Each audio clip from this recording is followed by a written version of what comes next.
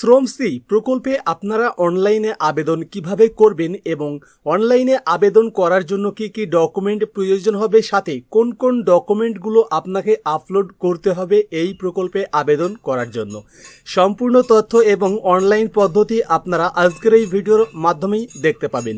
তাই ভিডিওটি স্কিপ না করে অবশ্যই শেষ পর্যন্ত দেখবেন ধৈর্য সহকারে এবং পরবর্তীতে এইরকম গুরুত্বপূর্ণ ভিডিও দেখার জন্য চ্যানেলটি সাবস্ক্রাইব করে পাশের বেল আইকনটি অল করে রাখবেন, সাথে আমাদের হোয়াটসঅ্যাপ এবং টেলিগ্রাম চ্যানেলে ফলো করবেন। তো আপনি যদি অনলাইন থেকে শ্রমশ্রী প্রকল্পে আবেদন করতে চান তাহলে আপনাকে ফার্স্ট গুগলে চলে আসতে হবে। গুগলে আসার পরেই এখানে আপনারা কর্মসাথী www.gov.in লিখে সার্চ করবেন, তারপরে আপনারা কিন্তু পেয়ে যাবেন কর্মসাথী প্রকল্পের যে অফিসিয়ালি পোর্টাল বা ওয়েবসাইট। তো এই পোর্টাল বা ওয়েবসাইটে আসার পরেই এখানে আপনারা পেয়ে যাবেন Shramashree mobile app is now available only for Android user. তো এর পাশে আপনারা পেয়ে যাবেন ক্লিক হেয়ার টু ডাউনলোড। তো আপনারা এই ক্লিক হেয়ার টু ডাউনলোডে ক্লিক করবেন। এখানে ডাউনলোডে ক্লিক করার পরেই কিন্তু আপনার এই ডিভাইসে একটি অ্যাপ ডাউনলোড হয়ে যাবে এবং এটি সম্পূর্ণ গভর্নমেন্ট অ্যাপ। এই অ্যাপটি ডাউনলোড হয়ে যাওয়ার পরে আপনারা অ্যাপটি ইনস্টল করে নেবেন। এবার অ্যাপ ইনস্টল করে নিয়ে আমি আপনাদেরকে পরবর্তী স্টেপগুলো দেখাচ্ছি। তো অ্যাপ ইনস্টল করে নেওয়ার পরে আপনারা যখনই ওপেন করবেন আপনার সামনে এমন একটি পেজ চলে আসবে। তো এখানে আপনারা দেখে নেবেন যে এই শ্রমশ্রী প্রকল্পের বিষয়ে কি বলা রয়েছে। আপনারা সম্পূর্ণ তথ্যগুলো বাংলাতে এবং ইংরেজিতে দুই ভাষাতেই দেখতে পাবেন। আপনারা এটা পড়ে নেবেন। পড়ে নেওয়ার পরে আপনারা নিচে দেখতে পেয়ে যাবেন কন্টিনিউ। তো আপনারা কন্টিনিউতে ক্লিক করবেন। কন্টিনিউতে ক্লিক করার পরে এখানে দেখুন বলা হচ্ছে ওপেন সেটিং, মানে আপনাকে এই অ্যাপসটিকে লোকেশন পারমিশন দিতে হবে। তো তার জন্য ওপেন সেটিংয়ে ক্লিক করবেন। ওপেন সেটিংয়ে ক্লিক করার পরেই এখানে আপনারা পেয়ে যাবেন অ্যাপ পারমিশন। তো এখানে চলে যাবেন। এখানে যাওয়ার পরেই আপনারা লোকেশনটি এখানে অ্যালাউ করে দেবেন। লোকেশনটি এখানে অ্যালাউ করে দেওয়ার পরে আপনারা কি করবেন, এখানে লোকেশন যখনই আপনার অ্যালাউ হয়ে যাবে আপনারা ব্যাকে চলে আসবেন। ব্যাকে আসার পরে আপনারা দেখবেন যে অ্যাপটি সঠিকভাবে কাজ করবে। তো অ্যাপের যে ভার্সন সেটা দেখতে পাচ্ছেন 2.02। তো এই ভার্সনের অ্যাপসটি আপনাকে ডাউনলোড করতে হবে এবং ইতিপূর্বে আপনাদেরকে যে ডাউনলোডের প্রসেস দেখেছি সেইভাবে ডাউনলোড করলে এই লেটেস্ট ভার্সনটিই ডাউনলোড হবে। তো এখানে আপনারা কন্টিনিউ বাটনে ক্লিক করবেন। কন্টিনিউ বাটনে ক্লিক করার পরে এবার এখানে দেখুন আপনাকে লগ ইন হতে বলা হচ্ছে। তো দেখুন এখানে লগ ইন হওয়ার জন্য প্রথমত আপনাকে কিন্তু এখানে রেজিস্ট্রেশন করতে হবে, তারপরে কিন্তু আপনারা এখানে লগ ইন হতে পারবেন। আর রেজিস্ট্রেশন করার জন্য আপনারা নিচে পেয়ে যাবেন রেজিস্টার। তো এই রেজিস্টার বাটনে ক্লিক করবেন। রেজিস্টার বাটনে ক্লিক করলে আপনার সামনে এমন একটি পেজ চলে আসবে। তো এখানে প্রথমে আপনাকে আপনার একটি ভ্যালিড মোবাইল নম্বর ইনপুট করতে হবে। তারপরে এখানে জেনারেট ওটিপিতে ক্লিক করবেন। জেনারেট ওটিপিতে ক্লিক করার পরে আপনার এখানে যে মোবাইল নম্বরটি বসিয়েছেন সেই মোবাইলে একটি ওটিপি যাবে। ওটিপি নিচের এই ঘরে বসিয়ে আপনারা ভ্যালিডেট ওটিপিতে ক্লিক করবেন। তো আপনারা এখানে ভ্যালিডেট ওটিপিতে ক্লিক করার পরে আপনাদেরকে কিন্তু একটি নতুন পেজে নিয়ে যাবে এবং সেখানে আপনার নাম, গার্জেন নাম এবং গার্জেন টাইপ সিলেক্ট করতে বলবে। এগুলো সিলেক্ট করে আপনি রেজিস্টার বাটনে ক্লিক করলেই কিন্তু এই অ্যাপসে রেজিস্টার হয়ে যাবেন। তো এই অ্যাপসে আপনারা যখনই রেজিস্টার হয়ে যাবেন সাকসেসফুলি, তারপরে আপনারা কি করবেন, এখানে আপনার যে রেজিস্টার্ড মোবাইল নম্বর সেটি ইনপুট করে দেবেন। তারপরে জেনারেট ওটিপিতে ক্লিক করবেন। জেনারেট ওটিপিতে ক্লিক করলেই আপনার মোবাইলে পুনরায় আরও একবার ওটিপি চলে যাবে। সেই ওটিপি এখানে বসিয়ে আপনারা ভ্যালিডেট ওটিপিতে ক্লিক করবেন। তো যখনই ওটিপি ভ্যালিড হয়ে যাবে বা আপনারা এখানে লগ ইন হয়ে যাবেন, ফার্স্ট এখানে আপনাকে পার্সোনাল ডিটেলস দিতে বলা হবে। তো এখানে অ্যাপ্লিকেন্টের নাম এবং মোবাইল নম্বর এগুলো অলরেডি আপনারা ফিল করে থাকবেন, এগুলো কিন্তু অটোমেটিক নিয়ে নেবে। এমার্জেন্সি মোবাইল নম্বর, গার্জেন টাইপ, গার্জেনের নাম, তারপরে জেন্ডার মেল ফিমেল নাকি আদার, রিলিজিয়ান, তারপরে কাস্ট, এগুলো কিন্তু আপনাকে সিলেক্ট করে নিতে হবে। এরপরে এখানে ডিওবি অর্থাৎ ডেট অফ বার্থডে আপনাকে আপনার সিলেক্ট করতে হবে। তারপরে আধার নম্বর বসিয়ে দিতে হবে। এরপরে এখানে রেশন কার্ড টাইপ সিলেক্ট করতে হবে। অ্যাপ্লিকেন্টের রেশন কার্ড টাইপ এখানে সিলেক্ট করে নেবার পরে এখানে রেশন কার্ড নম্বর বসিয়ে দিতে হবে এবং ভোটার কার্ড নম্বর বসিয়ে দিতে হবে। তো এখানে যে রেশন কার্ড টাইপ এখানে আপনাকে সিলেক্ট করতে হবে আপনার রেশন কার্ডের ক্যাটাগরি এইচপি, এইচএস, পিএইচএস নাকি এএওয়াই, যেটাই হবে সেটাই আপনারা এখান থেকে সিলেক্ট করে নেবেন। এরপরেই আপনারা নিচে এখানে সেভ অ্যান্ড নেক্সট বাটনে ক্লিক করবেন। সেভ অ্যান্ড নেক্সট বাটনে ক্লিক করার পরে আপনার সামনে এমন একটি ইন্টারফেস চলে আসবে এবং এখানে স্থায়ী ঠিকানা আপনাকে দিতে হবে। তার জন্য ফার্স্ট আপনাকে ডিস্ট্রিক্ট সিলেক্ট করতে হবে, সাব ডিভিশন সিলেক্ট করতে হবে, আপনি ব্লক এরিয়া থেকে না মিউনিসিপ্যালিটি থেকে সেটা এখান থেকে সিলেক্ট করে নিতে হবে। এরপরে ব্লক অথবা মিউনিসিপ্যালিটির নাম আপনারা এখানে ইনপুট করে দেবেন। তারপর আপনার যে এরিয়া পিনকোড সেটি এখানে বসিয়ে পার্মানেন্ট অ্যাড্রেসটি আপনারা বসিয়ে দেবেন এবং সেভ অ্যান্ড নেক্সট বাটনে ক্লিক করবেন।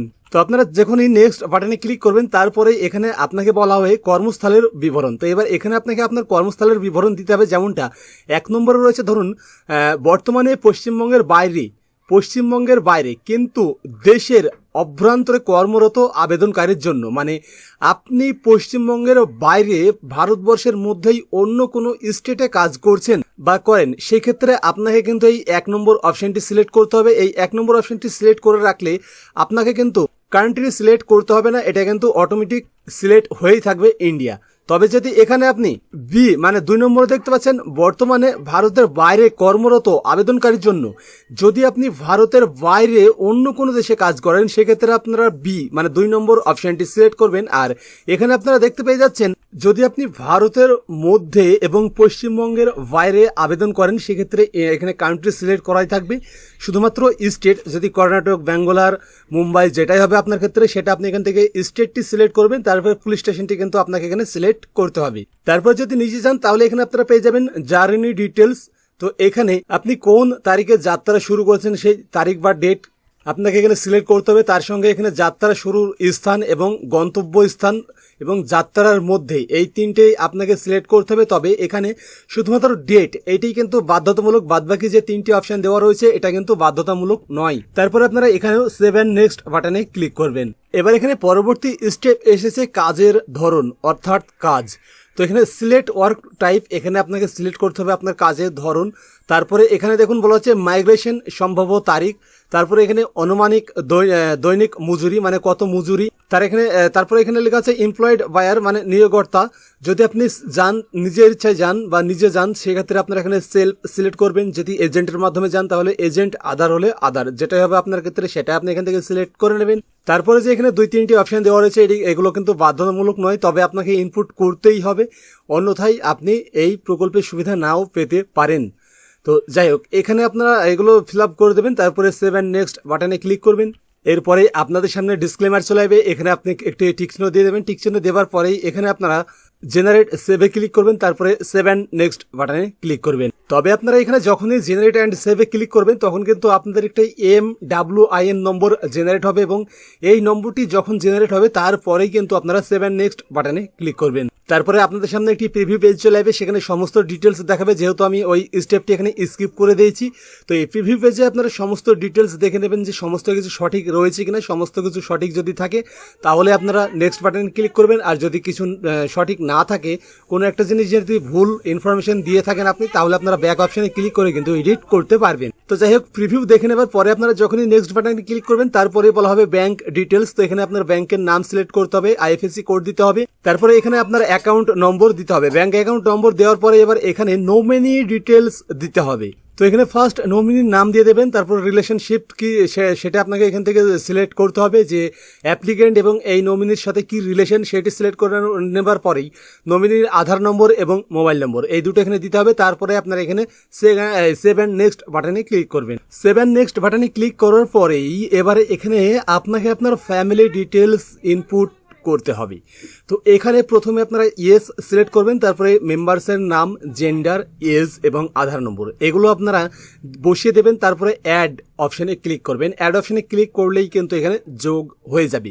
সেম এই একই প্রকারে আপনারা কিন্তু আপনাদের পরিবারে যতগুলো সদস্য রয়েছে সমস্ত সদস্যদের নাম আপনারা এখানে নথিভুক্ত করে নেবেন বা অ্যাড করে নেবেন। 1টি 2টি 3টি করে 4টি থাকলে 4টি, 5টা থাকলে 5টি, এক কথায় আপনার পরিবারের যতগুলো সদস্য হবে সমস্ত সদস্যদের নাম আপনাকে সেম এই একই প্রকারে এখানে অ্যাড করে নিতে হবে।